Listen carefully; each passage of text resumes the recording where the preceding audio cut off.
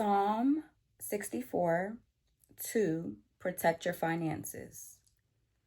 I'm going to be talking about how you can use Psalm 64 to again protect your finances, and I'm going to be breaking it down verse 1, verse 2, and so on.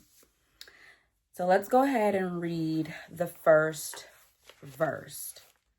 And it reads, "Hear my voice, O God, in my prayer. Preserve my life from fear of the enemy." Before worrying about money or attacks against your finances, pray and declare God's protection over them. Ask God to guard your wealth from bad investments, fraud, theft, even wrong decisions, okay? And a good prayer for that, for an example, could be, "Lord, preserve my finances from any enemy seeking to harm them." Okay? So that's verse 1. Let's move on to verse 2. And it reads, "Hide me from the secret counsel of the wicked, from the insurrection of the workers of iniquity." Now, verse 2, explains, or it talks about hidden enemies, right? So, us here in America, when it comes to our finances, our tax dollars and all of that, there are people behind the scenes that are using these monies that, that we earn, that are, pretty much taken away from us for the most part. And they do whatever they so will with it, So there are hidden financial attacks that's a real thing that exists. It could come in the form of, our tax dollars being used improperly or not in a proper way. Jealous people, scammers, those deceptive contracts. Make sure you read those contracts before you sign them.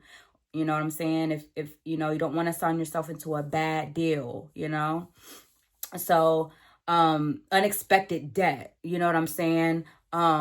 Spiritual attacks that basically try to block your wealth and cash flow, we all deserve proper cash flow for our day-to-day life. We all do.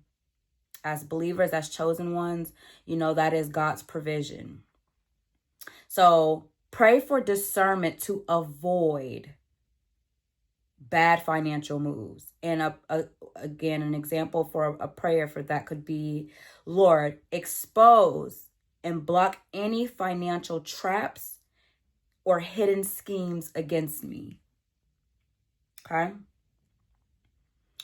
Verses 3-6. I'm going to read that. And it says, "Who whet their tongue like a sword and bend their bows to shoot their arrows, even bitter words,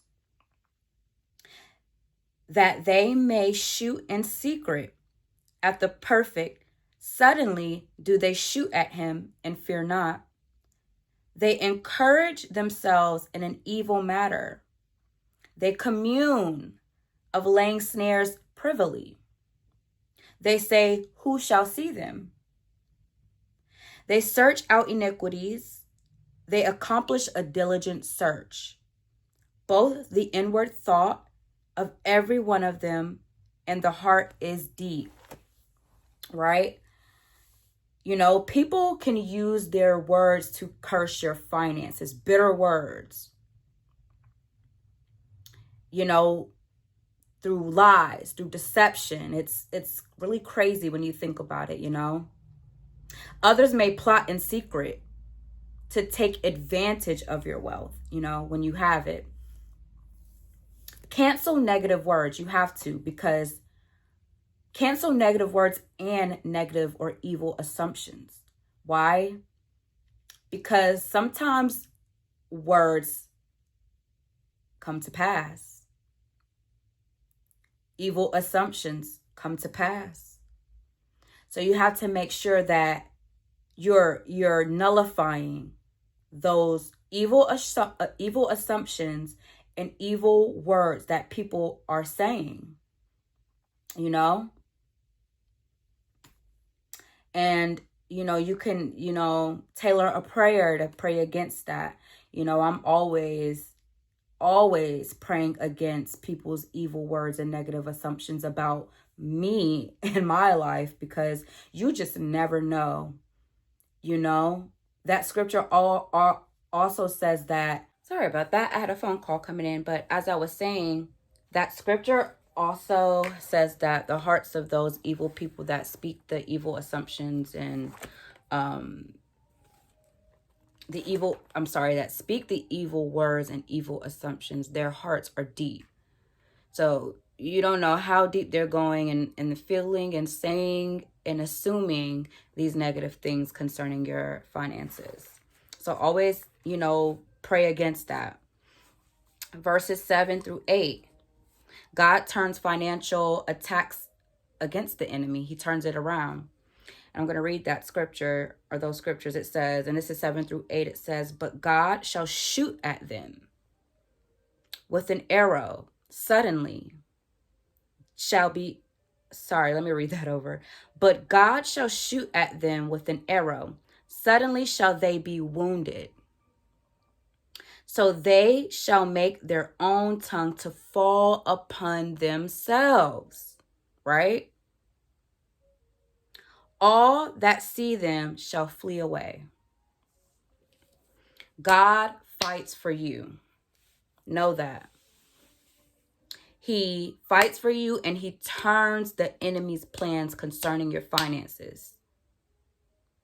Trust that God will block bad deals. Okay?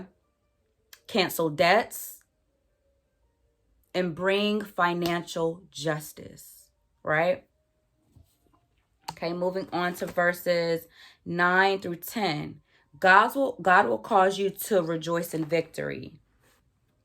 9 and 10 reads, and all men shall fear and shall declare the work of God. For they shall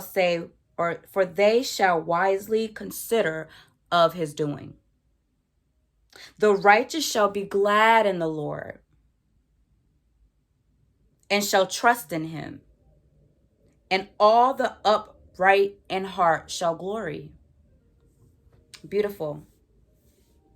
In the end, God's protection leads to financial breakthroughs and testimonies. Right? Stay in faith and righteousness, knowing that God is your ultimate protector and provider of your finances. Pray, my finances are secure. The Lord is my provider. The Lord gives me supernatural provision and blocks the enemy from attacking my finances. You got to stay prayed up when it comes to your finances, because your finances is literally your energy, your livelihood, how you live day to day, how you eat day to day. That it has to flow. In the event your cash flow isn't flowing, you don't have supernatural provision, something's wrong there. Something wrong. But this here is the solution. Psalms 64. Psalm 64. No weapon against you shall prosper. That's Isaiah 54:17. No weapon.